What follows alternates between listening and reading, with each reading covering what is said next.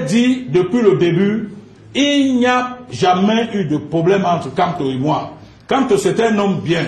La seule chose, la seule faiblesse que j'ai dénoncée tout à l'heure, c'est les approches. Nous n'avons pas été d'accord sur les approches, donc sur la stratégie. Moi, j'étais pour l'approche dure, violente, parce que ce régime, on ne déracine pas un régime de 36 ans en lui chantant les louanges de David et les psaumes de David et autres là. On déracine des gens comme ça en les poussant au bout. Moi, j'étais dans la logique de les pousser au bout. Le professeur Kamto avait sa logique à lui, qui était plus pacifiste. Mais bon, j'espère que le moment venu, lui et moi, chacun va se rendre compte que cette stratégie était la meilleure, l'autre était ci et ça. Mais moi, je dis, je continue à croire à une stratégie de force. S'il n'y a pas de stratégie de force, le régime va se nourrir. Il se nourrit des discours tels qu'on passe le temps à vous rappeler. Non, il ne faut pas le sang. Le Cameroun est un pays de paix. Quand ils vous chantent des histoires comme ça, c'est qu'ils vous demandent déjà de les reconduire pour qu'ils volent davantage et autres. Moi, c'est des discours que je n'écoute pas. C'est des discours que je n'écoute pas. Ce n'est pas des gens qui méritent qu'on entende leur discours. Monsieur Polerik, 3 mois après le hold-up, je reprends là vos mots électoraux. Que faire? Vous allez laisser la victoire passer? Quelles sont les initiatives pour vous, selon vous, qui vous faites pour... Non. Même la marche du 26 participe de cela. Hein. C'est-à-dire que on n'a pas laissé la victoire passer. Moi, je vous ai dit, je ne reconnais pas Paul Biya comme président. Je vous l'ai dit. Et ça, on ne me forcera pas à le reconnaître comme président. Même si vous mettez 200 chars devant moi, pour moi, il n'est pas mon président. Parce que dès lors qu'on est mal élu, on n'est pas président. Dans mon esprit, on n'est pas président. Un président, c'est celui qui a la légitimité. Monsieur Biya n'a pas de légitimité. Les gens ont pensé que nous inventions, que nous avons gagné. Mais dans la réalité, on a gagné. Dans la réalité, on a gagné. Les gens ont pensé que nous avons inventé ça de part. Non, nous avons gagné dans la réalité. Mais le problème qui s'est posé, j'ai même entendu à un moment donné, les gens disent que je me contredisais. C'est-à-dire, j'ai annoncé 52% de vote et le professeur Kamto 38%. Les chiffres, vous avez des chiffres. Non, mais vraiment, les Camerounais sont terribles.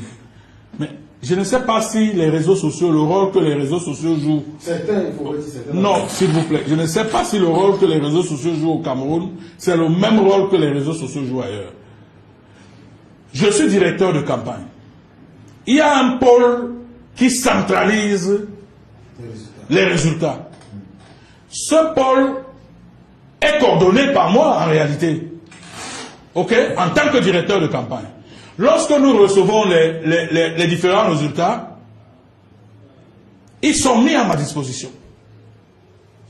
Mais seulement quand je regarde ces résultats, parmi eux, il y a des zones où Biya fait 100%, 97%. Moi, j'écarte les 100% et les 97%. Et quand j'écarte ces zones-là, quand tu es à 52%. Mais maintenant, quand nous envoyons les résultats au candidat lui-même, le candidat dit, mais non, Polerik, il faut même ajouter les zones où il a volé. Parce que lui, il est conciliant. Je lui dis, non, on ne peut pas ajouter. Comment? Est-ce que dans une localité, quelqu'un peut avoir 100% de vote? Ça veut dire que personne n'est tombé malade là-bas, personne n'est mort là-bas, rien. Tout le monde a voté. Est-ce que c'est possible? Le professeur me dit, mettez tout ça. Même là où il a volé, mets ça. Quand on met, ça baisse notre score. Ça ramène notre score à 38%. Ce que moi je ne veux pas. Parce que nous pouvons contester le fait que quelqu'un, surtout qu'un certain Nkungondo, est passé à Vision 4 dire à un moment donné que sa mère avait voté pour lui. En tout cas pour son candidat. Et que ses oncles étaient décédés. Mais curieusement, ses oncles ont voté. J'ai donc dit non, il faut écarter ce type de résultat qui donne 100% à M. Biya. Et en les écartant, nous étions à 52%. Mais comme le professeur Kamto est conciliant, est toujours conciliant, alors il a dit, écoutez, mettez-moi tous ces résultats, même là où il a volé, mettez. Et quand on met, on se retrouve à 38%. Ça veut dire que ça amenuise le résultat que moi j'ai en main. Il n'y a pas eu de contradiction. Il s'est simplement posé 2 degrés.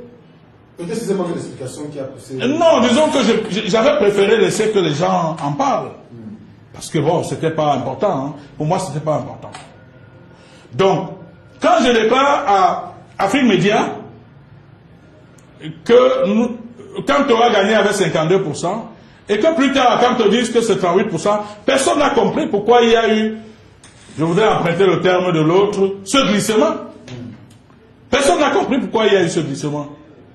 Il y a eu ce glissement parce que le professeur Kanto a dit, écoutez, moi, je suis, mettez-moi tous ces résultats, même là où il a volé, mettez.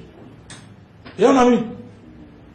Dès qu'on a mis ces résultats, ça a aménusé les résultats que moi je tenais des PV, de notre pôle de centralisation des résultats. Mais à la fin, que ce soit 52, que ce soit 38, nous étions vainqueurs. C'est toujours Kanto qui était vainqueur. C'est pour ça que... Vous avez ces procès-verbaux, les résultats que vous avez comptabilisés